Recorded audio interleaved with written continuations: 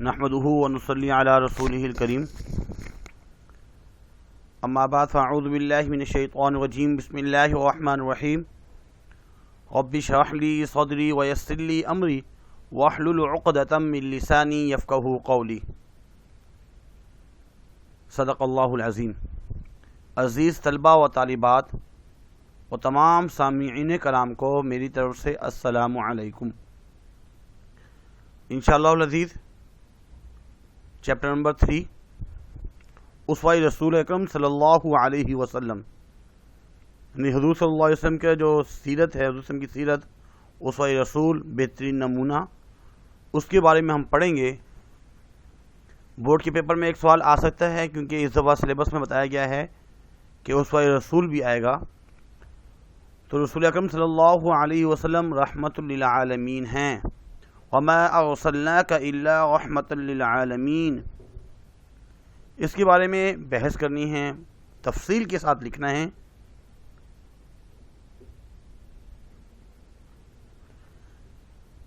رحمت للعالمین کی ہیڈنگ بنائیں گے۔ تعارف: اللہ تعالیٰ نے رسول اکرم صلی اللہ علیہ وسلم کو تمام جہانوں کے لیے رحمت بنا کر بھیجا۔ سورۃ الانبیاء میں اللہ رب العزت فرما رہے ہیں وَمَا أَرْسَلْنَاكَ إِلَّا رَحْمَةً لِلْعَالَمِينَ۔ ترجمہ: ہم نے آپ صلی اللہ علیہ وسلم کو تمام جہانوں کے لیے رحمت بنا کر بھیجا ہے۔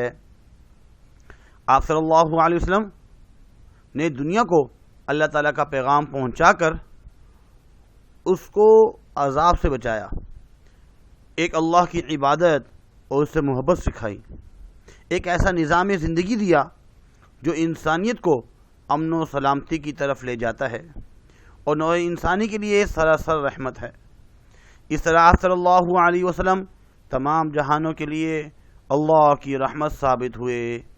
آپ صلی اللہ علیہ وسلم خود بھی رحمت اور محبت کا پیکر ہیں، اور تمام عمر آپ صلی اللہ علیہ وسلم مخلوق خدا سے ایسے لطف کرم کے ساتھ پیش آتے رہے۔ اس کے بعد امت پر شفقت، آپ صلی اللہ علیہ وسلم نے امت پر بھی شفقت فرمائی ہے۔ قرآن میں اللہ پاک فرماتے ہیں لَقَدْ جَاءَكُمْ رَسُولٌ مِّنْ أَنفُسِكُمْ عَزِيزٌ عَلَيْهِ مَا عَنِتُّمْ حَرِيصٌ عَلَيْكُمْ بِالْمُؤْمِنِينَ رَءُوفٌ رَحِيمٌ۔ ترجمہ: تمہارے پاس اللہ کا ایک رسول آیا ہے جو تم ہی میں سے، اور تمہاری تکلیف اس پر گراں گزرتی ہے، مشکل لگتی ہے، وہ آپ کی تکلیف نہیں دیکھ سکتے، تمہاری بھلائی کا خواہش مند رہتا ہے، اہل ایمان کے ساتھ بڑے ہی شفیق اور مہربان ہیں۔ سورۃ توبہ۔ آپ صلی اللہ علیہ وسلم قرض داروں کا قرض ادا فرماتے ہیں۔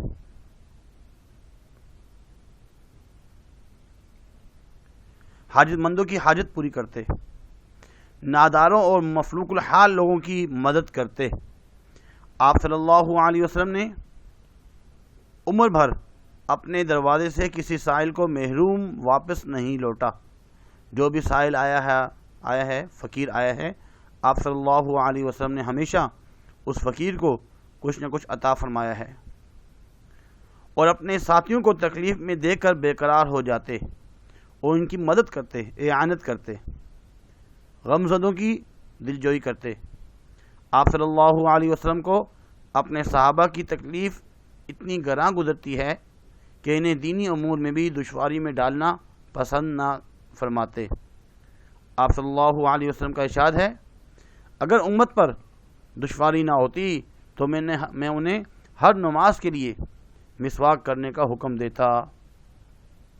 آپ صلی اللہ علیہ وسلم اپنی امت پر بھی جو ہے وہ مہربان۔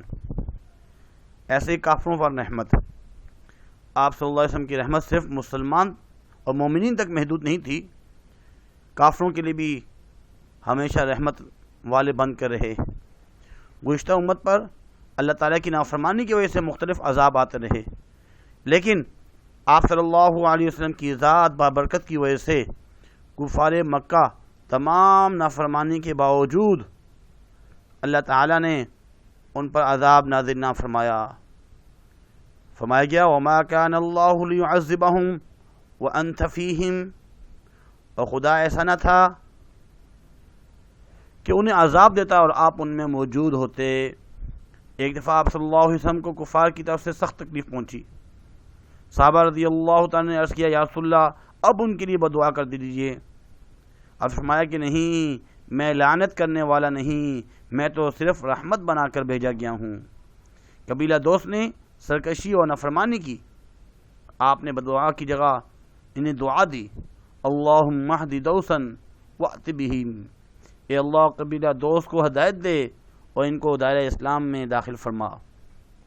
طائف میں جب کفار نے آپ صلی اللہ علیہ وسلم کو پتھر مار کر زخمی کیا تو آپ صلی اللہ علیہ وسلم کی زبان مبارک پر یہ الفاظ تھے، اللہم اہد قومی فإنہم لا یعلمون، اے اللہ میری قوم کو ہدایت دے، بس بے شک یہ نہیں جانتے کہ یہ کیا کر رہے ہیں۔ آپ صلی اللہ علیہ وسلم عورتوں کے لیے بھی رحمت بنا کر بھیجے گئے ہیں۔ آپ صلی اللہ علیہ وسلم سے پہلے عرب میں عورتوں کی کوئی خاص عزت نہیں تھی، لڑکیوں کو شرم کے باعث زندہ درگور کر دیا جاتا جیسے ہی وہ پیدا ہوتی، اور ان کو باعث شرم سمجھا جاتا، انہیں عزت احترام نہ دیا جاتا، لیکن آپ صلی اللہ علیہ وسلم نے عورتوں کو کا مقام دلوایا اور انہیں عزت و احترام عطا کیا، ان کے حقوق اور فرائض متعین کیے، انہیں ماں، بیٹی، بہن اور بیوی کی ہر حیثیت سے معاشرے میں صحیح مقام سے نوازا۔ آپ صلی اللہ علیہ وسلم کا ارشاد ہے الجنت تحت اقدام الامہات، جنت ماؤں کے قدموں کے نیچے ہے۔ آپ صلی اللہ علیہ وسلم نے یہ بھی فرمایا خیرکم خیرکم لأہلہ، ترجمہ تم میں سے بہتر وہ ہے جو اپنے گھر والوں کے ساتھ اچھا ہے۔ آپ صلی اللہ علیہ وسلم بچوں کے لیے بھی رحمت بنا کر بھیجے گئے ہیں۔ نبی کریم صلی اللہ علیہ وسلم بچوں سے بڑی محبت کرتے تھے۔ ایک دفعہ حضور صلی اللہ علیہ وسلم حضرت حسن بن علی رضی اللہ تعالی عنہ سے پیار کر رہے تھے، انہیں بوسہ دے رہے تھے، چوم رہے تھے۔ ایک صحابی ہیں اقرا بن حابس رضی اللہ تعالی عنہ محفل میں موجود تھے، انہوں نے دیکھا کہ آپ صلی اللہ علیہ وسلم حضرت حسن بن علی رضی اللہ تعالی عنہ سے پیار کر رہے ہیں، تو اقرا بن حابس رضی اللہ تعالی عنہ نے فرمایا یا رسول اللہ میرے 10 بچے ہیں، میں نے کبھی کسی کو اس طرح پیار نہیں کیا۔ آپ صلی اللہ علیہ وسلم فرمایا من لا یرحم الناس لا یرحمہ اللہ، جو لوگوں پر رحم نہیں کرتا اللہ بھی اس پر رحم نہیں فرماتے۔ ایسے آپ صلی اللہ علیہ وسلم یتیموں اور غلاموں کے لیے بھی رحمت بنا کر بھیجے گے۔ آپ صلی اللہ علیہ وسلم ارشاد فرمایا انا وکافل الیتیم فی الجنۃ ہکذا، میں اور یتیم کی نگرانی کرنے والا، نگہداشت کرنے والا جنت میں یوں ہوں گے، اور اپنی شہادت کی انگلی اور جو درمیان کی انگلی ہے ان کو ملا کر فرمایا، ایسے اشارہ کیا۔ اور اس طرح غلاموں کے متعلق بھی آپ صلی اللہ علیہ وسلم نے ارشاد فرمایا کہ تمہارے غلام تمہارے بھائی ہیں جن کو اللہ تعالیٰ نے تمہارے ماتحت بنایا ہے، تم جو خود کھاؤ اپنے غلاموں کو بھی وہی کھلاؤ، جیسا پہنو ایسا انہیں پہناؤ، اور ان کی طاقت زیادہ ان پر کام کا بوجھ نہ ڈالو۔ ایک اور سوال یہ بھی آ سکتا ہے کہ قرآن و حدیث کی روشنی میں اخوت کی اہمیت کے بارے میں، بھائی چارگی کے بارے میں، ایک ہوں مسلم حرم کی پاسبانی کے لیے نیل کے ساحل سے تباہ خاک کاشغر، یہ چین کے بارے میں جو ہے نا، جو اس کا دارالخلافہ ہے کاشغر، مصر سے لے کر چین تک۔ اخوت جو ہے نا وہ عربی زبان کا لفظ ہے، اکثر نکلا ہے، اور اس کے معنی کیا ہیں؟ بھائی چارہ۔ اسلام کے طلوع ہونے سے پہلے عرب معاشرے میں فتنہ اور فساد بہت ہی زور پر تھا، ان کا معمول تھا۔ آپ صلی اللہ علیہ وسلم اپنے کردار اور تعلیمات کے ذریعے معاشرے میں امن و امان کی فضا قائم کی، اور جدی پشتی دشمنی کو جو سالوں سال چلتی آ رہی تھی پیار و محبت کے بندھن میں باندھا۔ اسی کو اخوت یا مواخات کہا جاتا ہے، بھائی چارگی۔ اسلام میں ایک کلمہ گو بلا لحاظ رنگ و نسل، علاقائی قومیت، ایک ہی عالمگیر ملت اسلامیہ کا رکن بن جاتا ہے، اور وہ ملت کے دوسرے افراد کا دینی بھائی بن جاتا ہے۔ اخوت کی اقسام حضرت ابو الحسن علی ندوی نے 2 قسمیں بتائی ہیں۔ ایک تو وہ قسم ہے کہ پوری نسل انسانی ایک آدم کی اولاد ہیں، اور حضور صلی اللہ علیہ وسلم نے حجۃ الوداع کے خطبے میں فرمایا کہ ایسے موجزانہ الفاظ جس پر مہر لگا دی گئی، اس سے زیادہ اسلامی مساوات کا کوئی منشور نہیں ہو سکتا۔ آپ صلی اللہ علیہ وسلم فرمایا ان ربکم واحد وان آباؤکم واحد، یعنی تم سب کے رب جو ہے نا ایک اللہ ہیں، ایک ہی ہے۔ وان آباؤکم واحد، اور تم سب کے والد یعنی حضرت آدم علیہ السلام وہ بھی ایک ہے۔ دوسری قسم جو ہے وہ 6 صدی عیسوی میں ایک نئی اخوت کی بنیاد ڈالی گئی، یعنی کہ مدینہ منورہ میں۔ اس اخوت کی بنیاد اللہ تعالیٰ کی وحدانیت کا عقیدہ، نوع انسانی کے ساتھ ہمدردی کا جذبہ، عدل و مساوات کے اصول اور انسانوں کی خدمت کے لیے عزم و ارادہ پر تھی۔ اخوت کی بنیاد جو مدینہ میں قائم کی گئی، اسلامی اخوت کی بنیاد کلمہ لا الہ الا اللہ محمد رسول اللہ ہے، جس میں خدا کی وحدانیت کہ اللہ ایک ہیں اور حضور صلی اللہ علیہ وسلم کے آخری نبی ہونے کا اقرار ہے۔ یہ ایک عقیدہ جس کی روح سے ایک عالمگیر آفاقی اور وسیع رشتہ داری قائم ہو گئی ہے اور ایک ملت کی تشکیل پا گئی ہے جس کو ملت اسلامیہ کہتے ہیں۔ اخوت کا رشتہ خون کے رشتوں سے بھی زیادہ مضبوط ہوتا ہے۔ یہی مقصود فطرت ہے، یہی ہے رمز سلطانی، اخوت کی جہانگیری، محبت کی فراوانی۔ اخوت کی اہمیت قرآن و حدیث کی روشنی میں قرآن میں اللہ پاک نے فرمایا ہے انما المؤمنون اخوہ فاصلحوا بین اخویکم، بے شک تم سب آپس میں بھائی بھائی ہو، ایک دوسرے کے بھائی ہو، لہذا اپنے بھائیوں کے ساتھ درمیان تعلقات کو درست کر لو۔ ایک اور جگہ فرمایا ہے وَأَلَّفَ بَيْنَ قُلُوبِهِمْ لَوْ أَنفَقْتَ مَا فِي الْأَرْضِ جَمِيعًا مَا أَلَّفْتَ بَيْنَ قُلُوبِهِمْ وَلَكِنَّ اللَّهَ أَلَّفَ بَيْنَهُمْ إِنَّهُ عَزِيزٌ حَكِيمٌ۔ تم روئے زمین کی ساری دولت بھی خرچ کر ڈالتے اے محمد صلی اللہ علیہ وسلم تو ان لوگوں کے دل نہ جوڑ سکتے تھے، مگر وہ اللہ ہے جس نے ان لوگوں کے دل جوڑے، یقیناً وہ زبردست اور دانا ہے، حکمت والا ہے۔ سورہ انفال۔ ایک اور جگہ فرمایا ہے وَاذْكُرُوا نِعْمَةَ اللَّهِ عَلَيْكُمْ إِذْ كُنْتُمْ أَعْدَاءً فَأَلَّفَ بَيْنَ قُلُوبِكُمْ فَأَصْبَحْتُمْ بِنِعْمَتِهِ إِخْوَانًا۔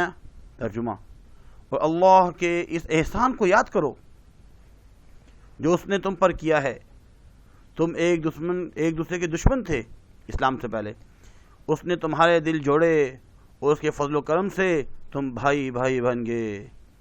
اخوت کی اہمیت احادیث کی روشنی میں ایک حدیث میں آتا ہے قال النبی صلی اللہ علیہ وسلم المسلم اخو المسلم، مسلمان مسلمان کا بھائی ہے، لا یظلمہ، وہ اس پر ظلم نہیں کرتا، ولا یخذلہ، نہ اس کو رسوا کرتا ہے، ولا یحقرہ، نہ ہی اس کی تحقیر کرتا ہے، تحقیر، حقارت، برا بلا۔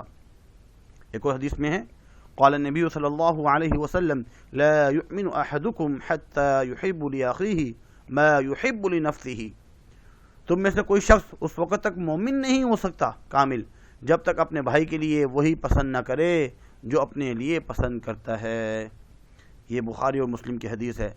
ایک اور حدیث میں فرمایا جا رہا ہے قال النبی صلی اللہ علیہ وسلم المؤمن اخو المؤمن کالجسد الواحد، مومن مومن کا بھائی ہے ایک جسم کی طرح، ان اشتقا شیئا منہ وجد علم ذلك فی سائر جسدہ، اگر اس جسم کا کوئی بھی حصہ تکلیف میں مبتلا ہو تو وہ اپنے پورے بدن میں تکلیف محسوس کرتا ہے۔ مدینہ منورہ میں اخوت کی مثالیں، آپ صلی اللہ علیہ وسلم نے ہجرت کے بعد سب سے پہلے شہر کے امن اور باشندوں کے باہمی تعلقات کی طرف توجہ دی۔ آپ صلی اللہ علیہ وسلم نے تمام مہاجرین و انصار کو جمع کر کے اخوت اسلامی کا آواز دیا، نصیحت کی، تقریر کی اور مسلمانوں کے اندر مواخات قائم کر کے نہایت خوشگوار معاشرہ تشکیل فرمایا۔ اس زمانے میں مواخات کو انصار نے اس خلوص سے نبھایا کہ تاریخ میں اس کی کوئی دوسری نظیر تلاش نہیں کی جا سکتی، کوئی مثال نہیں ملتی۔ تمام مہاجرین کو حقیقی بھائی سمجھا اور بے دریغ مال و اسباب ان کے سپرد کیا۔ بعد انصار اپنی 2 بیویوں میں سے ایک کو طلاق دے کر مہاجر بھائی سے اس کے نکاح کے لیے تیار ہوئے۔ مہاجرین نے بھی نہایت ہمت کے ساتھ مزدوریاں کی اور اپنے پاؤں پر کھڑے ہو گئے۔ یہ ہے مواخات۔ صحابہ رضی اللہ عنہ مجمعین کی زندگی سے اخوت کی مثال۔ صحابی رسول حضرت مصعب بن عمیر رضی اللہ تعالی عنہ کے بھائی ابو عزیر بن عمیر غزوہ بدر میں گرفتار ہوئے۔ جب ابو عزیر کے ہاتھ باندھے جانے لگے تو رسیاں باندھنے والے سے کہا کہ اس کو اچھی طرح کس کر باندھو، اس سے اچھی رقم وصول ہوگی۔ یہ بات سن کر ابو عزیر نے کہا آپ سے یہ توقع نہ تھی، آپ کلمہ خیر کہتے ہیں کہ کہتے میری سفارش کرتے، لیکن اس کے برعکس آپ نے ہاتھ مضبوطی سے باندھنے کا حکم دیا۔ تو مصعب بن عمیر رضی اللہ تعالیٰ نے فرمایا تم اس وقت میرے بھائی نہیں، میرا بھائی وہ ہے جو تمہارے ہاتھ میں رسی باندھ رہا ہے، اس لیے ایک نئے رشتے نے ہم کو جوڑ دیا جو خون کا رشتہ تو نہیں مگر اس سے بھی زیادہ عظیم اور قابل قدر ہے، یعنی ہم مسلمان ہیں، اسلام کی وجہ سے ہمارا رشتہ ہے۔ اب وہ جو کافر ہیں، مسلمان نہیں ہیں، ہمارا ان سے کوئی رشتہ نہیں ہے۔ اس طرح کی اور بھی بے مثال مثالیں صحابہ رضی اللہ عنہم مجمعین کی زندگیوں میں موجود ہیں۔ وطن عزیز پاکستان اور اخوت اسلامی۔ پاکستان کا مسئلہ صرف یہ نہیں کہ اس ملک میں لوگ اسلامی وحدت کے علم بردار بن کر رہے ہیں، بلکہ اس وقت پوری دنیا کے سیاسی نقشے میں ہم پاکستانی اسلامی وحدت کے بڑے دعوے دار ہیں اور اس کے لیے کوشاں ہیں، کوشش کر رہے ہیں۔ اگر ہم وحدت اسلامی سے دستبردار ہو جائیں تو ہمارا ملک بھی لسانی تہذیبی جھگڑوں سے بھر جائے گا۔ زبان فلاں اس زبان کا ہے، فلاں اس زبان کا ہے، کلچر کے اعتبار سے لڑائی جھگڑے، اس سے انکار نہیں کیا جا سکتا۔ اب اس قسم کے کئی فتنے ملک کے لپیٹ میں لیے ہوئے ہیں، اس لیے اس ملک کے مختلف ثقافتوں سے تعلق رکھنے والے لوگوں کو جو چیز باہم مربوط کرتی ہے، جوڑے ہوئے ہے، وہ اخوت اسلامی ہے۔ علامہ اقبال رحمہ اللہ نے کہا تھا بتاں رنگ و بو کو توڑ کر ملت میں گم ہو جا، نہ ایرانی رہے باقی، نہ تورانی نہ افغانی۔ اخوت اسلامی نہ ہونے پر وعید۔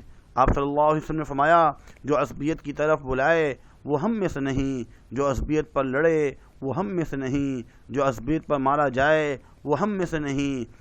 آپ صلی اللہ علیہ وسلم نے شاید زندگی میں کسی مسئلے اور کسی موقع پر اتنی سخت زبان استعمال کی ہو جو اس جاہلی عصبیت کے بارے میں آپ صلی اللہ علیہ وسلم کی زبان مبارک سے نکلے۔ اب کہاں ایثار و اخوت و مدینے جیسی، اب کہاں ایثار و اخوت و مدینے جیسی، اب تو مسلم کو مسلمان سے ڈر لگتا ہے۔ اسلامی اخوت کو فروغ کیسے دیا جائے؟ سب سے پہلے اس بات پر غور کیا جائے کہ لسانیت اور قوم پرستی کا پس منظر اور پیش نظر کیا رہا، اندرون و بیرون ملک کون کون سے عناصر شریک کار ہیں، اغراض و مقاصد کیا ہیں، یہ یقیناً سب لائق اظہار ہیں۔ اب ضرورت اس بات کی ہے کہ عوامی، علمی، سرکاری وغیر سرکاری سطحوں پر لوگوں میں شعور پیدا کیا جائے، غلط فہمیوں کا ازالہ کیا جائے، اخوت اسلامی کے فضائل ہر جگہ پر اس کے تذکرے ہوں اور اس کی نشر و اشاعت کے لیے تمام جائز و ذرائع کا ابلاغ کا استعمال کیا جائے۔ اخوت کی اہمیت، اسلام وہ واحد مذہب ہے جو قومیت اور رنگ و نسل سے ماورا ہو کر، الگ ہو کر ساری انسانیت کو مساوات اور بھائی چارگی کا درس دیتا ہے۔ آج بھی اگر ساری دنیا کے مسلمان بھائی چارے کے رشتوں میں بندھ جائیں اور ایک دوسرے کے لیے اخوت کا جذبہ پیدا کریں تو اب بھی کوئی دیر نہیں لگے گی۔ انشاءاللہ مسلمان دنیا میں ایک عظیم طاقت کی شکل میں ابھر سکتے ہیں اور اسلام دشمن قوتوں کا استحصال بآسانی ممکن بنایا جا سکتا ہے۔ اس کے بعد آخری بات جو ہے وہ حرف آخر، موجودہ دور کا یہ ایک اہم ترین موضوع اب تک ہماری مکمل توجہ کا طلبگار رہا۔ اس موضوع پر مستقل اور سنجیدہ کام کرنے والوں کی تعداد بہت کم ہے، اور شاید یہی وجہ ہے آج ملت اسلامیہ لسانی اختلاف کا شکار ہیں۔ ہمارے جن مسلمان بھائیوں میں یہ وائرس سرایت کر چکا ہے لسانیت کا، زبان کا، ان کی اصلاح کرنا بھی بلا مبالغہ ہمارا فرض ہے۔ اللہ تعالی ہمیں اس کی ادائیگی کرنے کی توفیق عطا فرمائے، آمین۔ منفعت ایک ہے، اس قوم کی نقصان بھی ایک ہے، سب کا نبی، دین بھی، ایمان بھی ایک، حرم پاک بھی، اللہ بھی، قرآن بھی ایک، کچھ بڑی بات تھی ہوتے جو مسلمان بھی ایک۔ سبحان اللہ، اگر مسلمان بھی ہم سب ایک ہوتے اور مل جل کے زندگی گزار رہے ہوتے پھر تو فائدہ ہوتا، لیکن عصبیت میں بڑھ گئے، یہ فلاں ہیں، یہ فلاں ہیں، اس چیز سے منع کیا گیا۔ ہم سب بھائی ہیں، مسلمان بھائی ہے۔ اس لیے بیٹا آج کا جو سبق ہے اخوت پر درس دیا جا رہا ہے، رحمت للعالمین آپ صلی اللہ علیہ وسلم پڑھا ہم نے، امید ہے کہ آپ کو سمجھ میں آئی ہوگی۔ بیٹا اس کو اپنی کاپی میں بھی لکھنا ہے، جب تک آپ کاپی میں نہیں لکھیں گے تو یاد نہیں رہے گا، بھول جائیں گے آپ، بورڈ میں آئے گا کیا لکھیں گے پھر، اس لیے بہتر ہے کہ اس کو کاپی میں لکھیں۔ آج کے لیے اتنا ہی کافی ہے، اپنا خیال رکھیں، وما علینا الا البلاغ، جزاکم اللہ خیر۔